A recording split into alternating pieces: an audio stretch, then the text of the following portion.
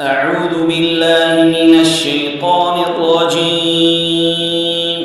بسم الله الرحمن الرحيم.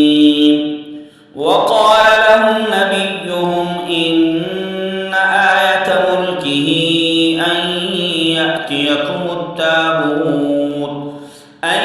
يأتيكم التابوت فيه سكينة من ربكم وبقية مما ترك آل موسى وآل هارون تحمله الملائكة إن في ذلك لآية لكم إن كنتم مؤمنين. فلما فصل طالوت بالجنود قال إن الله مبتليكم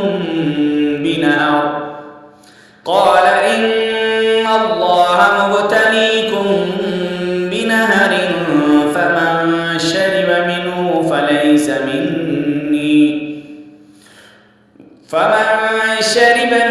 فليس مني ومن لم يطعمه فإنه مني إلا من اغترف غرفة بيده فشربوا منه إلا قليلا منهم. فلما جاوزه هو والذين آمنوا معه قالوا لا طاقة لنا اليوم بجالوت وجنوده. قال الذين يظنون أنهم ملاقو الله كم من فئة قليلة غلبت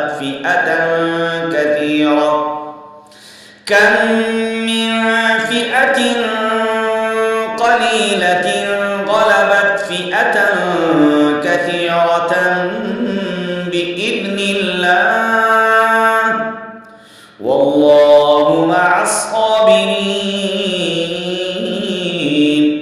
ولما برزوا لجالوت وجنوده قالوا ربنا أفرغ علينا صبرا وثبت أقدامنا وانصرنا على القوم الكافرين. فهزموهم بإذن الله وقتل داود جالوت وآتاه الله الملك والحكمة وعلمه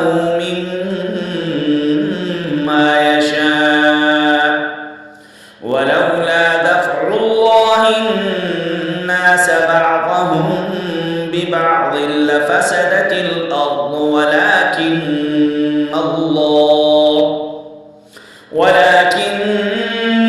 الله ذو فضل على العالمين.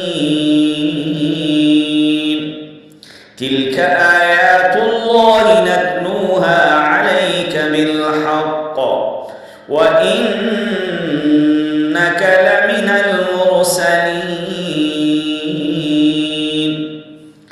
अल्हम्दुलिल्लाह, माशाअल्लाह। आज हमारे 2 सिपारे मुकम्मल हो चुके हैं।